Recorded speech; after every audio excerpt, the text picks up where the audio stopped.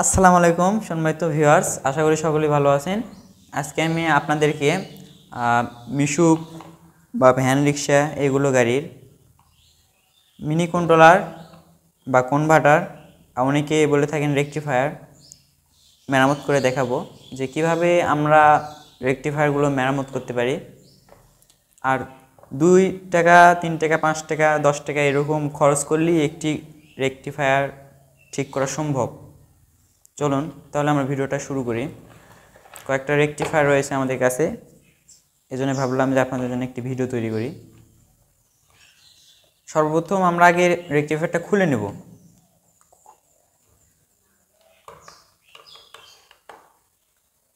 Rectifier সামনে 4টি nut খুললে এবং এই পাশে একটি নাট রয়েছে, এই নাট যদি আপনি না খুলেন তাহলে সার্কিটটা বের হবে না। এই 5টি নাট খুললেই বের হবে।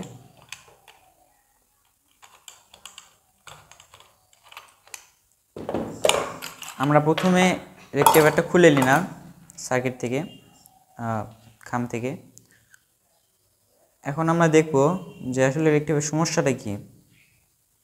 তো দেখতে পাচ্ছেন আমাদের এখানে ক্যাপাসিটার ফুলে গেছে, একটি ক্যাপাসিটার। বেশিরভাগ সমস্যা এগুলোরই হয় যে ক্যাপাসিটার ফুলে যায়, ফেটে যায়, এবং আমাদের যে সুপার কয়েলটা রয়েছে এই কয়েলটা ডিসকানেক্ট হয় এখান থেকে। বেশিরভাগই এইগুলো হয়, পুড়ে যাওয়া, ফেটে যাওয়া। তো আসুন আমরা আগে ভোল্টটা ঢুকে দেখি যে কী সমস্যা। এজন্য আমরা লোডে দিচ্ছি।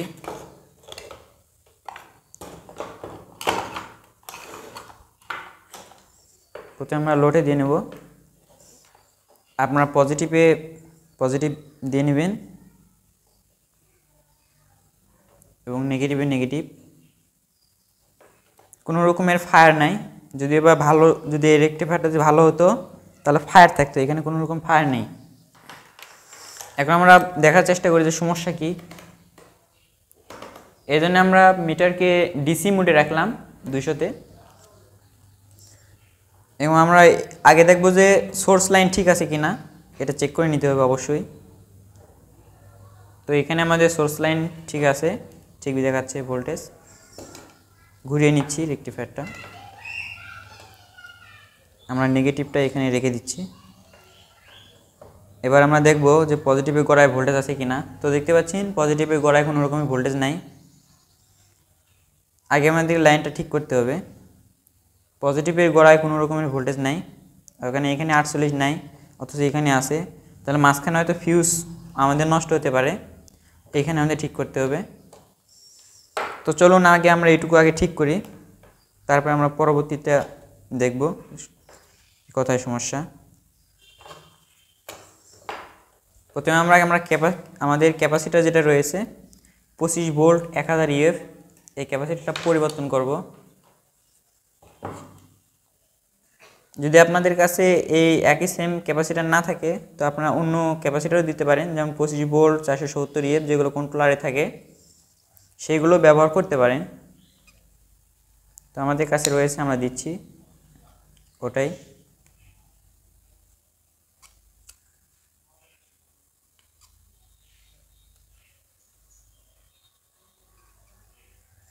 তো আমরা ক্যাপাসিটারটা পরিবর্তন করলাম।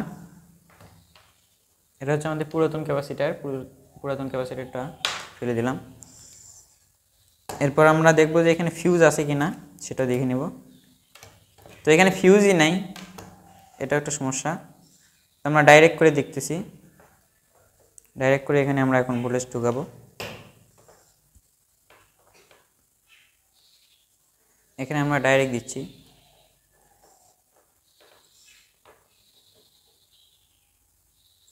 এবং নেগেটিভের সাথে নেগেটিভ, পজিটিভের সাথে পজিটিভ দিলাম।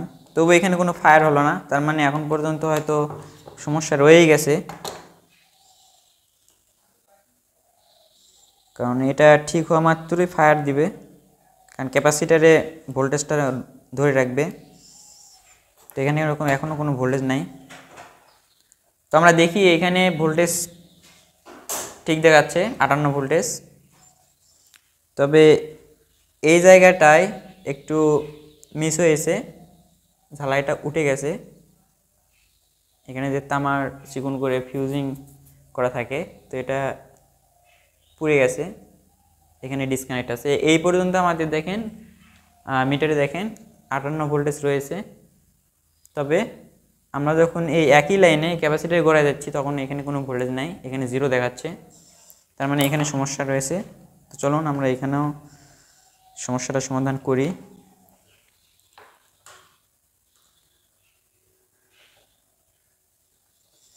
তো প্রথমে আমরা ঝালাই করে নিই একটু।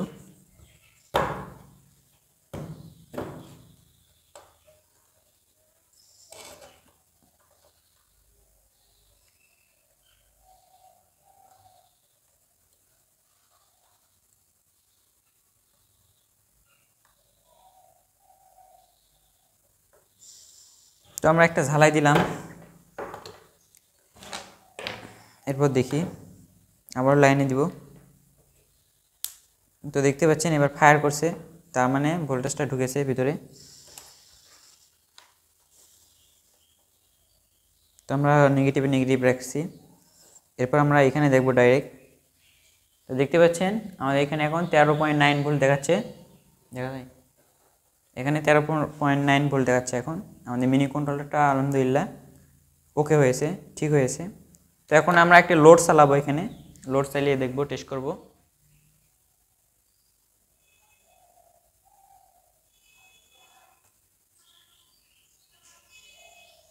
তো দেখতে পাচ্ছেন আমাদের লোডটা খুব সুন্দরভাবে চলছে, তো আলহামদুলিল্লাহ রেকটিফায়ারটা আমাদের ঠিক হয়েছে। তাহলে দেখেন আমরা খুব অল্প টাকার ভিতর একটি রেকটিফায়ার ঠিক করে ফেললাম। সমস্যা খুব জটিল সমস্যা ছিল না, একটু চোখ দিয়ে দেখা এটুকুই, আর একটু বুদ্ধি খাটিয়ে কাজ করা, তাহলে আমাদের একটি রেকটিফায়ার ঠিক হয়ে গেল। তো আসেন আমরা আরও একটি রেকটিফায়ার দেখি, এই রেকটিফায়ারটা কী হয়েছে সেটাও দেখি। এটাও আমরা খুলে নেব।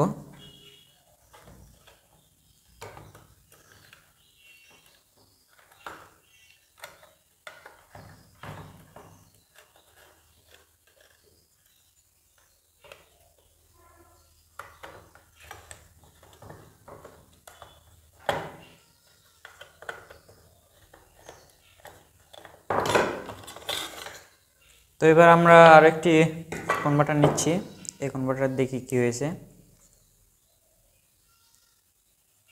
তো এই কনভার্টার আমাদের আগেও একজন কাজ করেছে, দেখতে পাচ্ছেন যেগুলো তার সব এলোমেলো মানে খুলে রাখছে।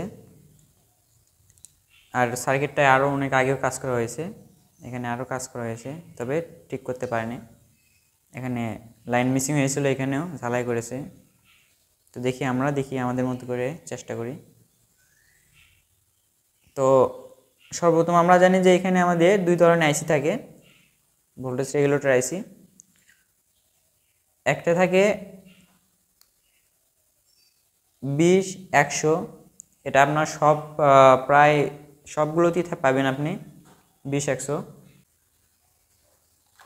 তো এখানে আমরা দেখতে পাচ্ছি দুটো আইসি লাগিয়েছে 20-100, তবে আমাদের সেই আইজিবিটিটা নাই, যেটা আমরা অন্য একটা লাগাচ্ছি এখানে। এটা এখানে কোনো মেজায় কাজ করেছে, সে একই জিনিস দুই জায়গায় লাগিয়ে রাখছে, হয়তো পুড়ে গেছে কিংবা ফেটে গেছিলো, এটা খুলে আবার সে একই জিনিস সেম জিনিস লাগাইছে, দুই পার্টস এক জায়গায় লাগাইছে। তো আমরা এখানে পরিবর্তন করে দিচ্ছি।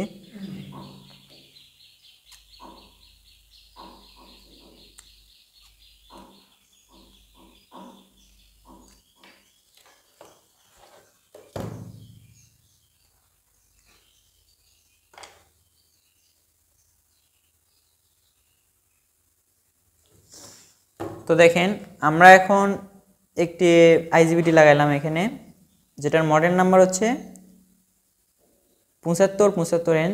এটা আমাদের সবসময় একটি আইজিবিটি থাকবে এখানে, আর একটি আইসি থাকবে 20200। তো এখানে দুটাই 20200 লাগানো ছিল, আমরা একটি খুলে একটা আইজিবিটি চেঞ্জ করলাম। আর একটি ক্যাপাসিটার এখানে দেখতে পাচ্ছি যে ফুলে গেছে। তো এটা আমরা চেঞ্জ আগে করব না, আমরা দেখি আগে কি দেখায় এখানে, কি ভোল্টেজ আপ ডাউন হয় কিনা, ঠিক হয় কিনা দেখি। তো আমরা নেগেটিভে নেগেটিভ দিচ্ছি আর পজিটিভে পজিটিভ দিয়ে নিচ্ছে আমাদের এটা চলছে, অর্থাৎ ক্যাপাসিটার পর্যন্ত ভোল্টেজ গেছে থেকে শর্ট করছে। তো আমরা দেখি ভোল্টেজ কত দেখায়। তো দেখতে পাচ্ছেন আমাদের মিটারে 1 ভোল্টেজ দেখাচ্ছে, 1.1 ভোল্টেজ। তো এই ভোল্টেজ তো কোনো লোড চলার কথা না, আমাদের প্রয়োজন হচ্ছে 12 থেকে 13 ভোল্টেজ।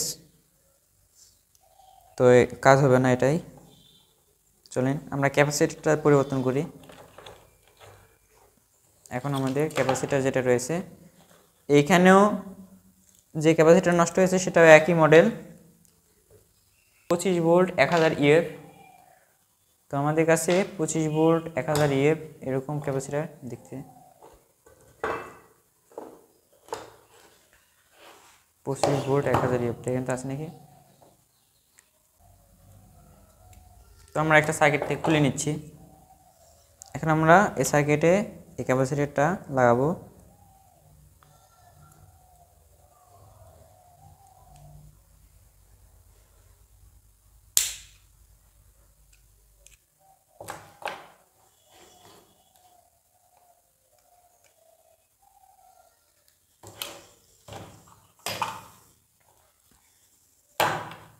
এছাড়া আমরা লাইটের লাইনটাও একবারে লাগাই।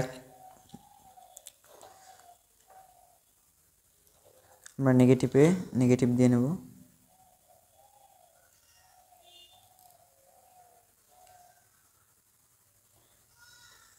এবং পজিটিভে পজিটিভ দিয়ে নিচ্ছি।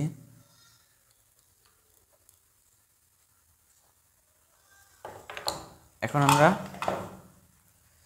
টেস্ট করব আবারও।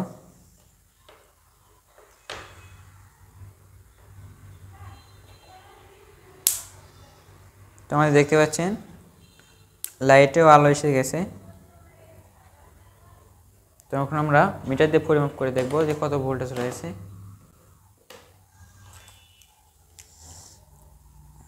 এখন আমরা দেখতে পাচ্ছেন এখানে এখন দেখাচ্ছে 12.7 ভোল্টেজ।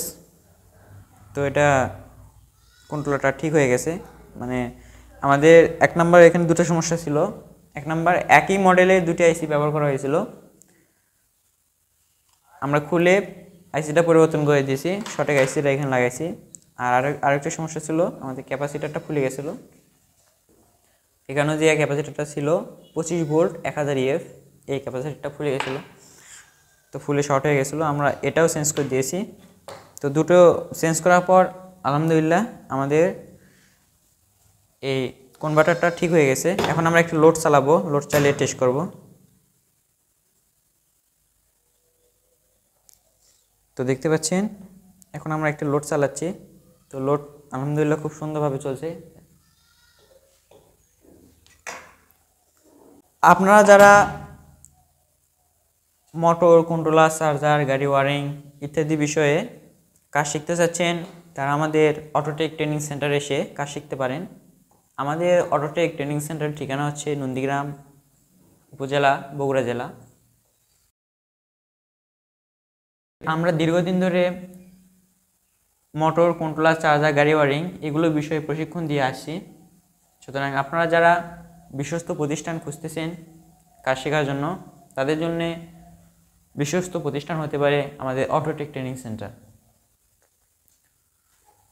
আসসালামু আলাইকুম।